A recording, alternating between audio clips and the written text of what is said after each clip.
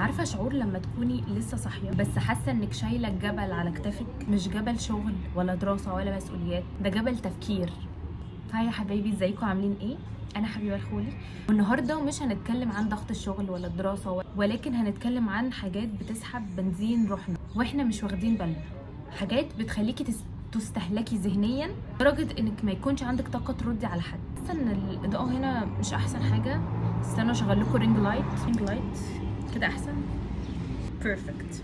خلونا نبدا. اول حاجه بتستهلك ذهننا بشكل مش متخيلينه، وهي ان احنا نفكر في حد هو اصلا مش بيفكر فينا، او نكون مهتمين بحد هو مش مهتم بينا.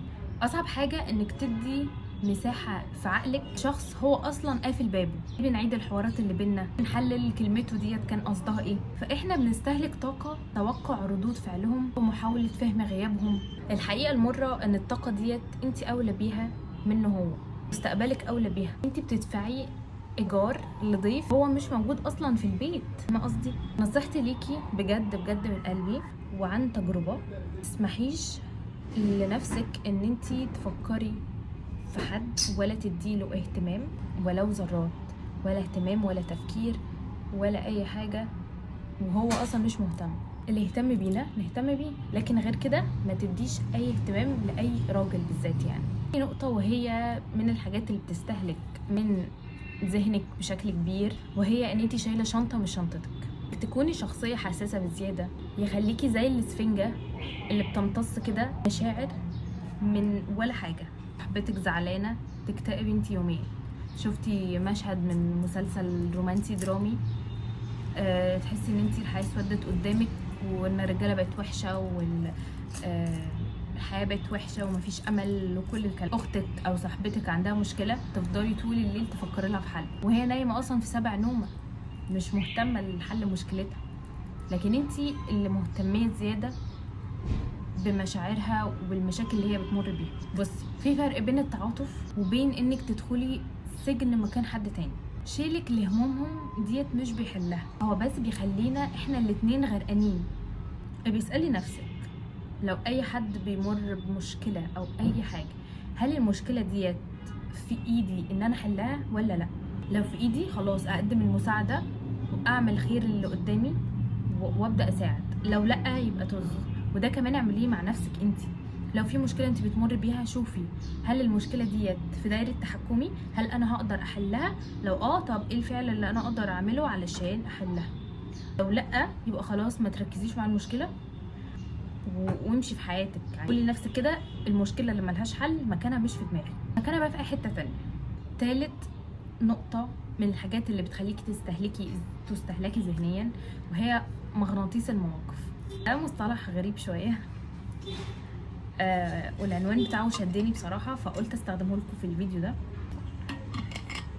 وهو معناه عدم فصل مشاعرك بعد ما الموقف يخلص.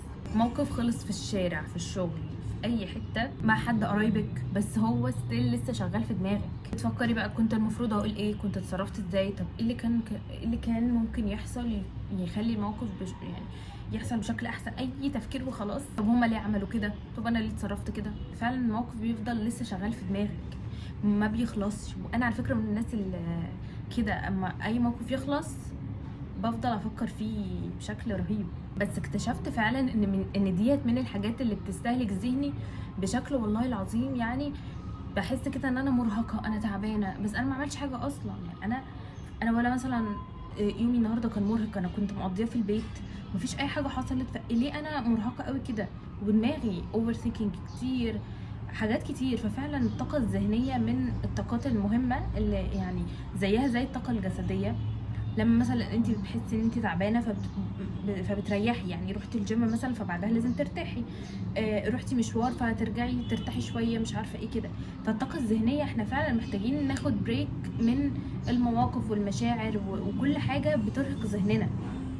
يعني اهميتها لا تقل عن اهميه الطاقه الجسديه. زي مثلا الطاقه الروحيه، لما احنا بنكون مستنزفين روحيا، بنبقى محتاجين ان احنا نشحن دايما روحنا، فبنروح من خلال الصلاة، من خلال العبادات، ان احنا نتصل مع ربنا. فالطاقة الذهنية زيها زي بقية الطاقات اللي في جسمنا. فعايزة اقولك نصيحة، دماغنا مش بيعرف يفرق بين الحقيقه والخيال، especially عقلنا الباطن. فلما بتعيدي الموقف كذا مره جسمك يعني بيفرز هرمونات اللي هي التوتر بتاع الكورتيزول، بالذات لو الموقف بالنسبه لك مرهق او في تنشن، في توتر، الحاجات دي. فلما انت بتفكري فيه تاني بتحسي ان انت في خطر، عقلك بيحس ان هو في خطر، فبيفرز هرمونات. بس انا اقفل الشباك ده احلى، اصلا الاضاءه بقت احلى. فبيفرز هرمونات الكورتيزول، بيفرز الهرمونات اللي هي اتفرزت اصلا في الموقف. فانت اكن الموقف لسه حاصل دلوقتي بالنسبه لعقلك، فاكنك بتضربي نفسك 100 مره على مثلا غلطه حصلت مره واحده بس. فهماني؟ يعني قصدي مثلا انت في الموقف اتصرفتي بالشكل الفلاني، فانت لما بترجعي تفكري تاني يعني فهماني اكنك بتعيدي نفس الموقف ونفس ان انت غلطتي تاني يعني كذا مره، ودماغك طبعا مش هيفكر فيه مره واحده بس، هيقعد يفكر كتير في نفس الموقف. فدي من الحاجات اللي محتاجين نقللها علشان ما نستهلكش ذهنيا. اوكي، طيب ازاي بقى نتعامل مع الحاجات اللي بتستنزف ذهننا، او نقلل الحاجات دي كلها ازاي يعني يا حبيبي؟ حاجه، احنا عندنا كذا تمرين، 3 تمرينات تعملهم علشان ذهنك ما يستهلكش، او نهدى شويه الفكر ده. اول تمرين هو الحدود المشاعريه. حد مثلا يجي يحكي لك مشكله او اي حاجه حصلت، قولي كده بشكل ذوق: انا مقدره جدا ان انتي متضايقه مثلا من الحاجه الفلانيه اللي حصلت، سواء كانت مشكله حصلت بينك وبينها ولا بينها وبين حد تاني. قولي كده وكملي بقى على بقيه الامثله. قولي: انا مقدره ان انتي مثلا حسيتي باحساس وحش او مشاعر سلبيه بينك وبين الشخص ده، بس انا حقيقي ما عنديش طاقه ذهنيه ان انا اسمع بقيه التفاصيل، او ان انا اسمعك دلوقتي. لو انتي عايزاني اسمعك بشكل كويس وكده، استني مثلا في الوقت الفلاني لما اكون كويسه وانا هسمعك يا ستي، ويعني هسمعك كل اذان صغير. بس انا حاليا بجد مش قادره اسمع ومش قادره اركز في اللي انت هتقوليه، فعلشان ما نقعدش نتكلم وانت تحسي ان انا مش سامعاكي، خلاص خلينا في الوقت الفلاني انا هسمعك كويس جدا. طبعا مش هتشرحوا كل ده، يعني انتوا بقى هتقولوا بشكل مختصر، فبس بحيث ان انتوا اللي قدامكم ده تكونوا ما تزعلوهوش يعني. وفي نفس الوقت انتوا برضو حطيتوا حدود لنفسكم ولمشاعركم. انا بشوف برضو ان في ناس كتير ممكن تضايق، معرفش ليه، بالذات المقربين يعني. بس بصوا يعني خلوا المقربين ممكن يعني ايه، مش هقول لكم تيجوا على نفسكم، بس شويه المقربين تعملوا لهم سبيشال، يعني ايه، حاجه سبيشال كده، كواليتي تايم، عشان تبقوا مضطرين تسمعوهم. تاني تمرين وهو الجورنالينج، التدوين. انا طبعا اتكلمت عن التدوين ده في فيديوهات قبل كده، وفعلا التدوين ده حاجه رهيبه جدا. انت عشان تطلعي دوشه في دماغك لازم تطلعي على الورق. بصوا انا بستخدم كذا حاجه علشان اعمل الجورنالينج دي. انا كنت زمان بستخدم الكتابه عادي، الورق، وفضلت كده فتره طويله قوي، يعني يجي 3-4 سنين او اكتر كمان من 4 سنين، وستيل لسه مكمله معايا. بس حسيت ان جيت في فتره كده حبيت ان انا ادون بشكل صوتي او بشكل كتابي بس على الكيبورد.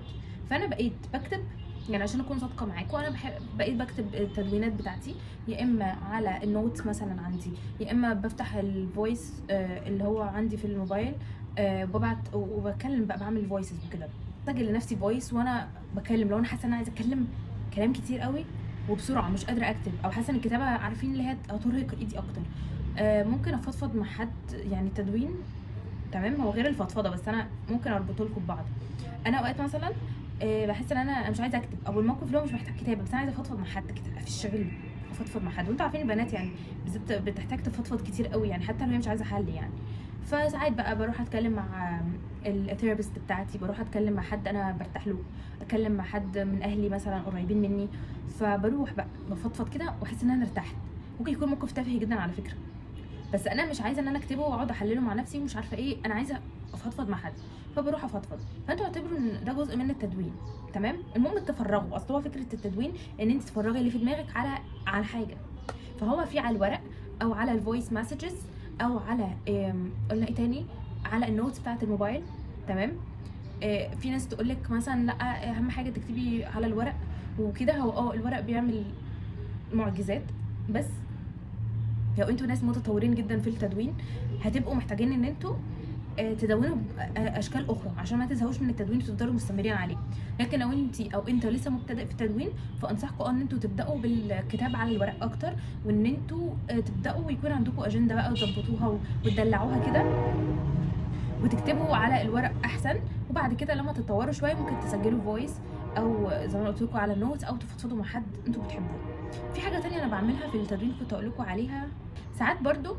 من الحاجات اللي انا بعملها ان انا بصور نفسي فيديو، بنزله بقى ستوري او ما بنزلوش. ممكن ساعات بتكلم مع تشات جي بي تي برضو لو حسيت ان المشكله مش محتاجه قوي، او مكسله انزل اروح لحد من صحابي مثلا اتكلم معاه او اتكلم معاه اي حاجه يعني، فاهميني؟ دي اعتبروها ان هي اخر حل تلجأوا له، بس يعني عادي احنا كلنا بنتكلم مع تشات جي بي تي بنرغي يعني. بس بصراحه يعني مش اي حاجه تقعدوا تحكوها بقى، او في حاجات ممكن تكونوا، معلش انا برغي في الحته دي سوري، بس في حاجات انتوا مثلا ممكن تكونوا شايفينها عاديه، بس انتوا عارفين تشات جي بي تي ممكن يجاملكوا شويه او قوي.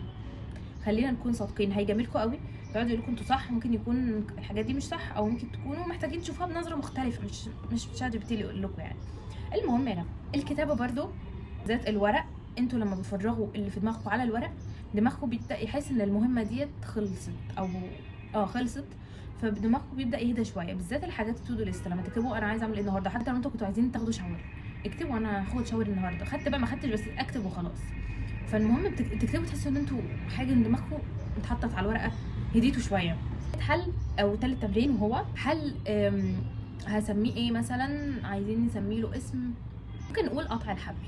قطع الحبل هو التمرين ده فكرته ان اي حاجه تيجي في دماغكم او اي حد يجي في دماغكم، خليها حد اي حد يجي في دماغكم وهو مش موجود، حد بقى بتفكري فيه وهو مش موجود معاكي دلوقتي، اعمليه كات. اعتبريه حاجه، اعتبريه عارفه كان في لعبه كده على الموبايل بتبقى عباره عن فواكه تبقى نازله كده او طالعه تقريبا، وانتوا الفكره بتاعت اللعبه ان انتوا تمسكوا السكينه وتقعدوا تقطعوا الفاكهه دي، تقعدوا تعملوا يعني اي فاكهه تنزلكوا تقوم تعملوها كده، تقوم مقطوعه نصين. فاعتبروا تمرين قطع الاحبال ده، اعتبروه كده.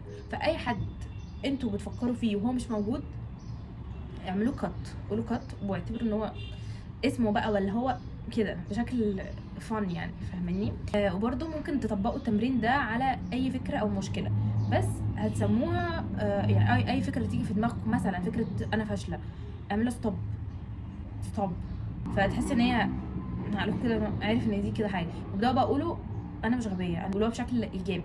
برده حاجه بعملها قبل ما انام، لما الاقي موقف يكون عدى وخلص وانا لسه بفكر فيه، بقول بوز او ستوب، فاهميني؟ فانتوا ركزوا على الموقف او ركزوا على هي بصوا يعني مع الاشخاص خلوه قطع احبال اكتر، وحاجه حصلت وعدت قولوا بوز او ستوب، قولوا ستوب. ماشي خلاص احنا كده خلصنا. بس عايزه اقول لك حاجه، ان ذهنك ده هو المحرك بتاعك، انت المسؤوله عنه، توديه فين وتجيبيه منين. لو خلصتي البنزين بتاعك في طرق ملهاش لازمه، طرق مكسره مش مهمه، هتوصلي لمشوارك الاساسي. اعتبريه ان هو زي طريق كده، يا اما هستهلك البنزين ده في حاجه مفيده هتفيدني ان انا اوصل اخر الطريق، يا اما انا لو مشيت في الطريق متكسر وصرفت بنزين يعني على الفاضي شويه، انا كده مش هعرف اوصل، هلاقي البنزين خلص بسرعه. هو ده شكل حياتنا لما بنبقى ماشيين كده في الحياه. فركزي في حياتك وفي احلامك وفي مستقبلك، في الناس اللي بتبادلك نفس الطاقه دي، دول اللي ركزي معاهم وخليكي جنبهم. قولي لي بقى ايه اكتر موقف حصل معاكي النهارده ولسه لازق في دماغك وما طلعش منها، اكتبوا لي تحت، ويا ريت تطبقي ال3 تمرينات اللي انا قلت لك عليهم دول، وقولي لي رايك برده بعد ما تطبقيهم. يلا باي باي.